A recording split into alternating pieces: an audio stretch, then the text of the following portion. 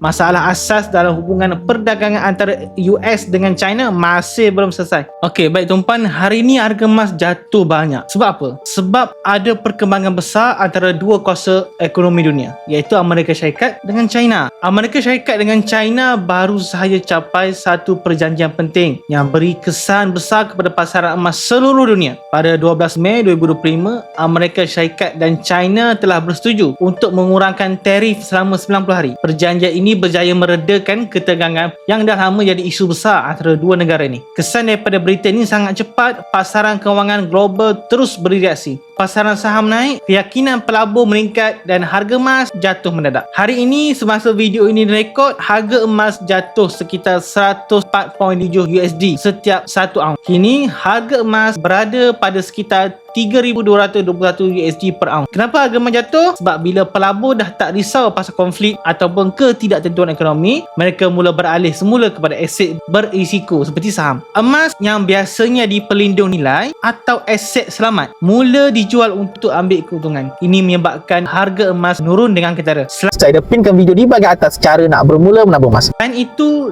dolar Amerika Syarikat juga, USD, juga mengukuh selepas pengumuman perjanjian ini. Bila USD semakin kuat, harga emas jadi lebih mahal untuk pembeli dari negara lain yang tak pakai USD. Secara automatik, permintaan emas dari luar Amerika mula berkurang dan turut menyumbang kepada penurunan harga emas. Implikasi jangka pendek dan risiko masa depan. Untuk jangka masa pendek, pengurangan tarif ini adalah sesuatu yang positif. Pelabur lebih yakin pasaran saham naik, emas turun. Tapi jangan leka tuan-puan, perjanjian ini hanya sah 90 hari saja, bukan penyelesaian kekal. Masalah asas dalam hubungan perdagangan antara US dengan China masih belum selesai. Penganalisis pasaran beri amaran, kalau tak ada perjanjian jangka masa panjang, ketidaktentuan boleh muncul balik. Jadi bila ini berlaku, emas mungkin akan kembali melonjak seperti pelabur, sebab pelabur cari untuk perlindungan. Kesimpulannya tuan-puan, ya, hari ini semasa video ini direkod, harga emas jatuh. Tapi ia bukan sesuatu yang luar biasa. Pasaran emas memang bergerak turun naik mengikut sentimen global. Yang penting kita sebagai penyimpan emas kena faham permainan untuk jangka masa panjang. Harga rendah hari ini boleh jadi peluang untuk kita top up simpanan emas sebelum ia naik. Jadi, kalau tuan-puan yang belum ada lagi akaun simpanan emas daripada Syarikat Public Gold, saya sarankan tuan-puan boleh bermula menabung di Syarikat Emas Public Gold serendah RM100, bahkan 1 gram pun tuan-puan dah boleh menabung di akaun emas Syarikat Public Gold yang sudah disahkan patuh syariah.